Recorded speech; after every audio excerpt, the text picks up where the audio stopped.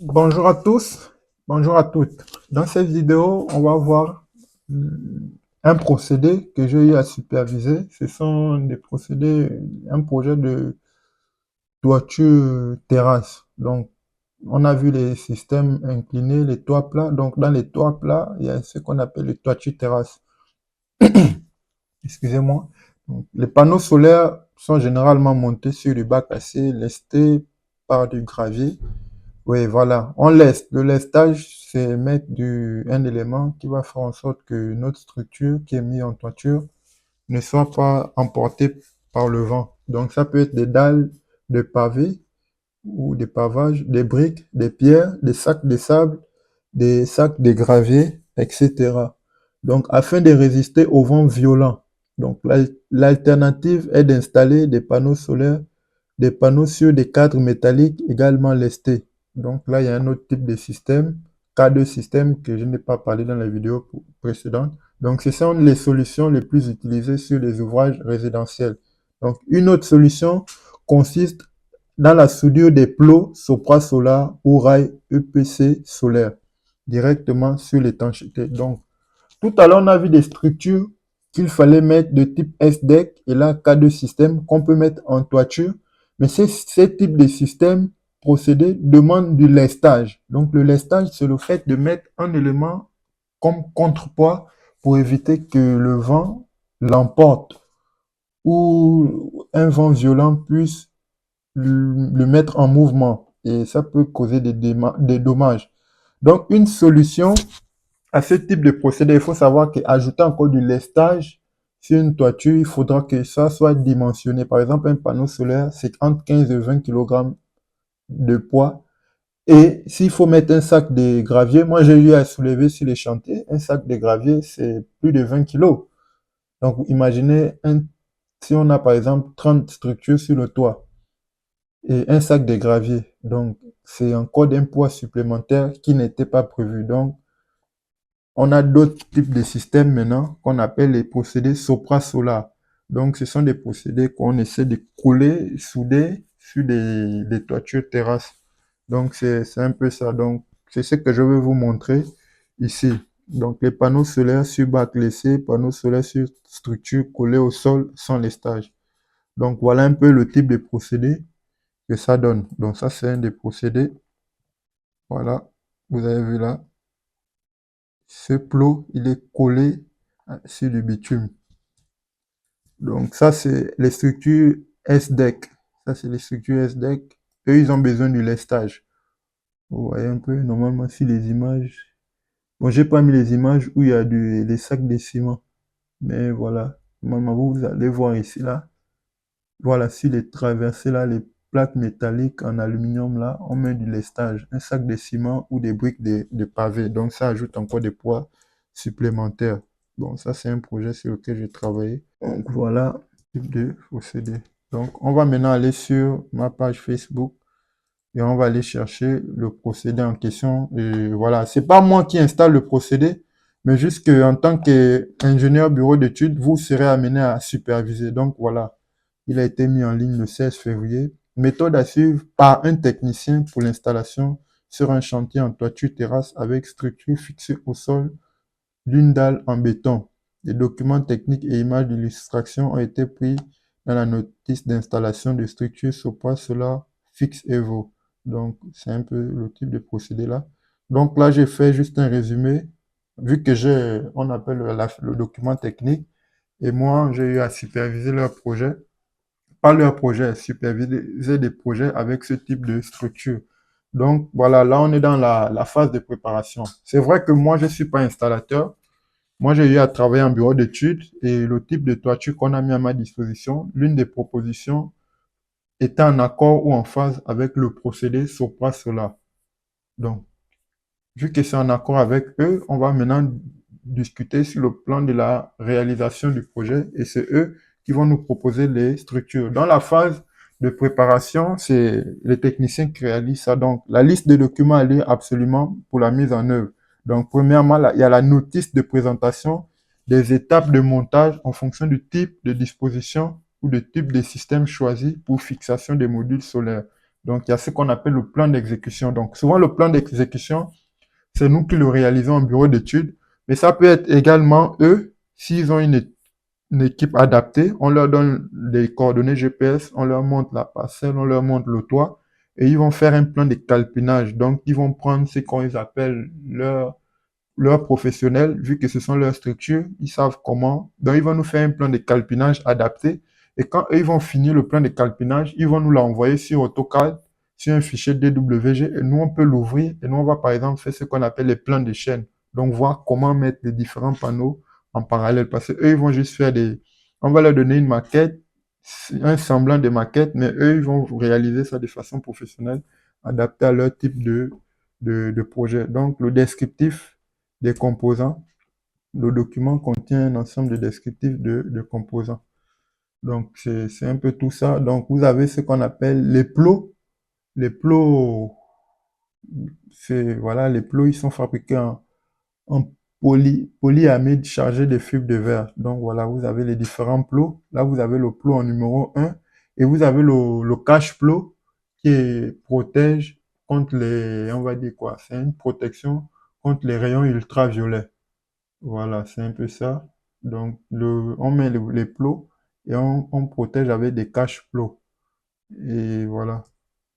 Après, vous avez les étriers. Bon, ça, c'est des étriers universels. Voilà, vous avez les panneaux solaires. Ils sont là, ils respectent une certaine norme. Et c'est un peu ça. Donc, tous les modules, c'est, tous les panneaux solaires sont souvent adaptés à ce type de technologie. Donc là, ils ont les étriers universels, ce qui signifie ça passe avec tout type de panneaux solaires. Donc, dans la deuxième étape, c'est la mise en œuvre des plots. Donc, dans cette étape, on réalise ce qu'on appelle le traçage de l'emplacement des plots. Il est indispensable de contrôler l'ensemble des côtes de la toiture terrasse avant de procéder à tout traçage. Au préalable, de l'intervention sur site, il convient d'imprimer le plan d'exécution au format adéquat. Donc, il faut savoir que pour mettre des éléments comme les panneaux solaires en toiture, il y a une réglementation à respecter. Donc, cette réglementation exige, par exemple, qu'il faut des espacements pour tout élément en toiture. Il faut on va dire quoi, des distances minimales contre les bordures qui sont, par exemple, de 90 centimètres. Donc, c'est tous ces espacements-là que vous voyez ici. Par exemple, là, voilà la bordure de notre toiture. Il faut respecter un espacement entre la première rangée de panneaux et cette bordure-là. Donc, voilà. Vérifier les côtes de la toiture et l'emplacement des émergences par rapport au plan d'exécution. Donc, il faut vraiment que ce qu'on va venir réaliser soit en accord et en conformité avec le plan qui a été décidé en bureau d'études. Vérifier l'implantation du plot de départ à l'aide du plan d'exécution. Donc, c'est un peu ça. Après, il faut faire les tracés, réaliser le tracé, les différents tracés. Donc, tous les documents d'exécution, normalement, sont sur le terrain et c'est au technicien, normalement, de faire ce qu'il y a à faire. Donc, quand c'est tracé, maintenant, il faut positionner les plots. Il faut positionner les plots Sopra-Sola fixe Evo, ça c'est le nom du plot. Donc le centre de chaque plot est matérialisé par l'intersection des lignes tracées. Et en 6, nous avons le tracé. Tracer l'empreinte du plot à l'aide d'une spatule pour repérer sa position. Voilà, vous allez tracer, voilà, à l'aide d'une spatule, et puis vous allez retirer le plot et vous allez prendre ce qu'on appelle le chalumeau et vous allez chauffer un peu, chauffer pour que ça puisse se coller, quoi. Donc, c'est ce qu'ils appellent la soudure des plots de fixation. Donc, voilà, là, ils vont noircir l'emplacement du plot à l'aide du chalumeau et d'une spatule. Voilà, il va brûler, brûler un peu. Ça va se désintégrer pour que quand il va chauffer le plot, ça puisse se souder et se coller. Donc, brûler le film thermofusible à l'aide du chalumeau, puis chauffer la face intérieure. Donc, ça, c'est en 8. La face intérieure du plastron. Et en 9, vous avez chauffé la surface noircie du revêtement. Et en 9, en 10, en 9 euros. En 9, c'est ça. Chauffer la surface noircie du revêtement. En 10, chauffer une nouvelle fois la face intérieure du plastron. Appliquer le plot sur le revêtement et exercer une pression pour confirmer la soudure. Donc vous voyez qu'ici, on ne perce pas la toiture. On prend notre chalumeau et on brûle on essaie de chauffer, prend la spatule, on gratte un peu et on chauffe et l'étanchéité qui est sur la toiture et notre plot qui a un adhésif qu'ils ont appelé ici, ils ont donné un nom, bon, je ne retrouve pas le nom. Donc, ils vont chauffer, après vous allez coller, vous allez exercer une pression pour que ça soit bien soudé sur la toiture et si nécessaire, confirmer la soudure des coins du plastron. Donc voilà, vous ajoutez encore une soudure pour que l'eau ne s'infiltre pas. Confirmer la soudure des bordures du plastron. Donc là, ils ont déjà positionné. Là, je ne vois pas normalement la couverture. Normalement, ils doivent mettre la couverture. Ah, c'est là. Le cache flow, c'est en troisième étape. Ah, ça m'aurait étonné. Donc, en troisième étape, vous allez toujours dans la mise en œuvre. Donc là, ils vont mettre ce qu'ils appellent les cache flow. Ça permet de, faut savoir que du fait des températures et de l'humidité qu'on constate dans certaines zones, donc il est strictement interdit de mettre les toitures, les procédés là sur les toitures sans mettre les protections. Donc ils vont mettre ce qu'ils appellent le cash flow, donc mise en place d'un cash flow et de l'étrier périphérique voilà, mise en place du cash flow et de l'étrier. Donc, pose d'un cash flow sur chaque plot qui sera exposé aux UV en périphérie des zones des modules photovoltaïques. Appuyez sur le cash flow par la tête afin d'adapter à la hauteur du plot. Et insérez l'étrier dans la potence du plot par l'ouverture prévue à cet effet dans le cash flow. Donc voilà, c'est un peu ça. Vous avez vu les différents procédés. Donc, c'est un peu ça. En quatrième, il faut maintenant, après avoir mis les différents étriers, positionner les cash flow, voilà, vous avez maintenant les poses des modules. Donc, il faut mettre les modules et les raccorder. Donc, raccordement entre modules. Donc, le raccordement des modules est défini préalablement par le plan de raccordement. Donc, fourni par l'électricien mandaté. Donc, il faut savoir que dans certains bureaux, il y a l'ingénieur bureau d'études qui va travailler sur tout ce qui est solaire, mais il y a aussi un technicien qui est spécialisé dans tout ce qui est électricité, qui va faire par exemple les plans d'exécution, des mises en série et des mises en parallèle de tous ces différents éléments-là. Donc, souvent, quand vous confiez votre projet à un technicien, on vous demande d'être là pour superviser. Donc, voilà. Mais tout ça, ça fait partie du procédé. Donc, ici, par exemple, positionnement des modules, voilà, il y a les distances à respecter. Et ils disent quoi? Repositionner sur les plots les modules suivants, raccorder les connecteurs des modules adjacents, mettre les modules à la terre. Bon, ça, c'est contre les surtensions atmosphériques. Serrer les étriers, il est important. Deux personnes sont à prévoir pour la manipulation d'un module. La présence de l'électricien sur le chantier est indispensable pour le raccordement électrique des modules. Voilà. Parce que ceux qui ont fait la structure, poser les plots, les cache plots, eux, c'est pas des électriciens. C'est vrai que c'est une équipe, mais chacun a son rôle. Donc, eux, c'est plus tout ce qui est toiture, bitume, voilà, type de procédé, la structure. Eux, ils viennent réaliser l'implantation de la structure en respectant l'ensemble des distances et des espaces seulement de séparation qui ont été prévus. Maintenant, celui qui va venir mettre l'installation, ça, c'est un électricien qui est spécialisé pour la pose des panneaux solaires. Donc, lui, il va venir faire les différents branchements. Vous allez aussi lui remettre un plan de chaîne qui va suivre à la lettre et exécuter votre travail. Donc, les câbles électriques et les colliers de serrage pour le maintien des câbles ne sont pas fournis par Sopra Solar. C'est pas leur travail. Eux, ça ne les regarde pas. Eux, ils sont là pour vous fournir la structure. Quand ils fournissent la structure, leur travail est terminé. Donc là, votre technicien ou le bureau d'études pour la mise en œuvre de l'installation des panneaux solaires, maintenant, lui, son travail peut commencer. Et c'est là maintenant parce que tout ce qui est mis en place du procédé, bon, ça là, nous en bureau d'études, on ne connaît pas, donc on confie à un bureau d'études qui est spécialisé. Quand eux, ils vont terminer, nous, on va maintenant venir, ils vont respecter les différents plans d'exécution que eux-mêmes ils ont fournis. Maintenant, nous, notre travail commence ici, lorsque eux, ils ont terminé. Le technicien, maintenant, va venir raccorder poser les modules, Après avoir posé les modules, il faudra les raccorder, faire le branchement des différents modules au câble jaune-vert pour les surtensions.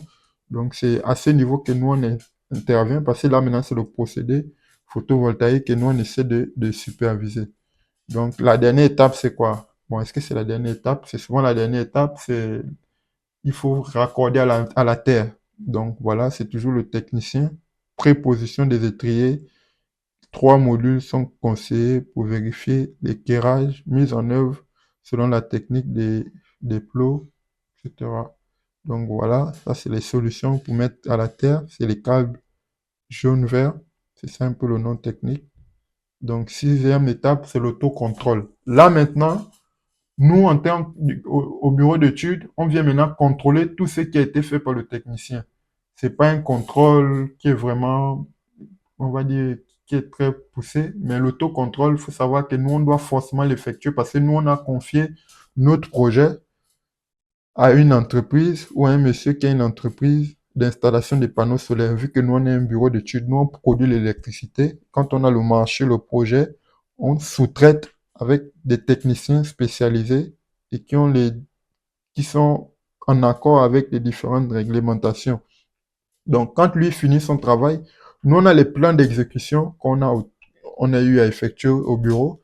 On sait que les panneaux vont être mis en portrait ou en parallèle. Il faut par exemple 12 modules en série ou 18 modules en série pour constituer les différentes chaînes avant d'aller les raccorder soit au niveau de l'onduleur ou bien au niveau des boîtes de jonction. Donc, nous, on va venir un peu surveiller tout ce qu'il a fait. C'est ce qu'on appelle l'autocontrôle parce que nous, on contrôle ce que le technicien fait et nous, le bureau d'études, on va être contrôlé à notre tour par le conseil. Donc, si on laisse le conseil venir contrôler sans que nous, on ne vérifie, premièrement, il y a un problème parce que ça peut retarder la mise en œuvre de notre projet, quoi. Donc, nous, on fait une première vérification. Si on n'est pas d'accord avec ce qui a été fait sur le chantier, on dit au technicien en séance tenante et il peut modifier et voilà. Et des fois aussi, notre présence est importante sur le chantier. Par exemple, il y a eu des modifications qui sont arrivées parce que avec les logiciels comme Géoportail, il y a certains obstacles qu'on ne voit pas parce qu'il faut savoir que Géoportail, les photos satellitaires ne sont pas toujours récentes. On peut avoir les vues aériennes de 2019, sachant que sur la toiture, il y a eu des nouvelles évolutions. Donc, il peut y avoir des choses qui ont été ajoutées sur les toitures. Et nous, en travaillant en bureau d'études, on n'a pas forcément vu ça. Et donc, quand on vient maintenant sur le terrain, on rencontre certains aléas qui n'étaient pas prévus. Et là, il faut faire maintenant certaines modifications. Donc là, en tant qu'ingénieur, moi, j'ai eu, par exemple, à réaliser certaines modifications parce que là, il faut refaire certains plans d'échaînage. Il faut remettre certains câbles, par exemple, en série. Il faut modifier certaines orientations. Par exemple, si les modules étaient mis au nord, et au nord, par exemple, on remarque qu'il y a, par exemple, à la place qui était prévue pour les panneaux du nord, il y a, par exemple, un puits de lumière que nous, on n'a pas vu. Là, il faut modifier la configuration. Donc, c'est un peu ça, notre rôle. Bien qu'on supervise l'installation du technicien, on contrôle à la fin, mais il peut y avoir aussi des modifications. Donc, si on n'est pas sur place, le technicien, lui, ne sait pas comment les choses ont été calculées, modifiées, etc. Donc, s'il faut, par exemple, enlever certains panneaux et les mettre en parallèle ou en série avec d'autres, lui ne sait pas faire. Lui sait juste exécuter ce que nous, on a eu à faire au bureau d'études. Donc, notre présence est vraiment importante, pas juste pour le temps contrôle, mais pour les différents imprévus qui arrivent régulièrement sur les chantiers. Donc, la démarche d'autocontrôle est à suivre et à transmettre à la maîtrise d'œuvre après chaque journée de mise en œuvre. Un plan annoté avec les zones contrôlées ainsi que les photos justificatives doivent compléter ce formulaire. Réception du complexe d'étanchéité, support des plots, etc., etc. Donc, voilà, la démarche d'autocontrôle nous permet, par exemple, nous, de vérifier un peu tout ce qui a été fait. Donc, il y a la réception du complexe d'étanchéité avant que le technicien électricité ou spécialisé en pose des panneaux solaires n'arrive. Donc, la première démarche de taux contrôle, c'est vérifier la préparation avant traçage, le traçage, la mise en œuvre des différents plots. Est-ce qu'ils ont mis les cache plots? Voilà, tout a été respecté. Est-ce que les étriers ont été bien positionnés? Voilà. Donc, quand eux, ils terminent, on fait maintenant place au technicien qui lui aussi, c'est pas quand le technicien va venir qu'on va rencontrer des problèmes, donc qu'on va essayer, ça va nous retarder. Imaginez que on n'a pas effectué une démarche de contrôle. Bien sûr que c'est eux les spécialistes, mais nous, on doit, vu que c'est nous qui leur avons donné le marché, nous aussi, on doit faire notre part. L'autocontrôle, ça ne veut pas dire on connaît, mais on sait quand même lire les documents d'exécution avec un coup d'œil, un regard. On essaie juste de voir si c'est en accord.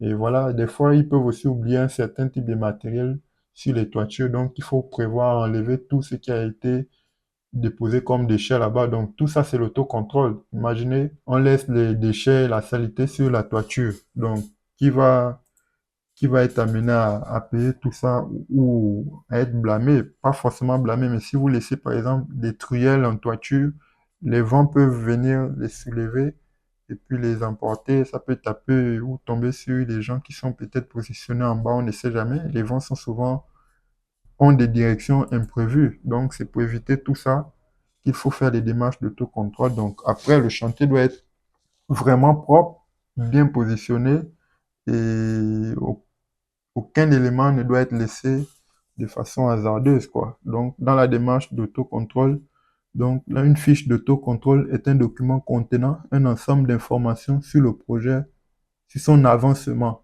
C'est l'ingénieur en charge de la supervision du chantier effectue la vérification chaque jour de travail et remplit pour assurer la bonne réalisation. Donc ça vous permet aussi de savoir par rapport au planning s'il y a des retards ou s'il y a des avancements pour noter et faire la mise à jour de votre planning, quoi. Donc le nom du chantier, la localisation, l'entreprise en charge de la mise en œuvre des plots, la date de mise en œuvre du procédé, le nom du responsable d'exécution des travaux, et voilà, la date d'autocontrôle, signature de l'ingénieur qui supervise le projet, etc.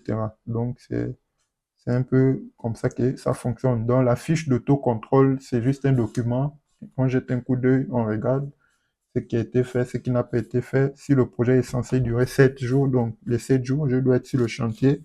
Même si je peux pas être là du matin au soir, mais avant, avant qu'il ne rentre, je dois venir annoter et superviser la fin de la journée, prendre note et faire remonter jusqu'au bureau d'études. Donc, c'est un peu ça les différents types de procédés. Donc, ça, c'est un procédé qui est uniquement pour les toitures, toit plat. Donc, voilà, vous avez déjà au moins 3 ou 4 types de structures dont je vous ai parlé. Vous avez les structures SDEC et voilà, donc ça, c'est un procédé pour les toits plats. Donc, on va s'arrêter là et la prochaine vidéo, on va essayer de voir un peu les différents dangers qu'on rencontre sur les toitures. Merci.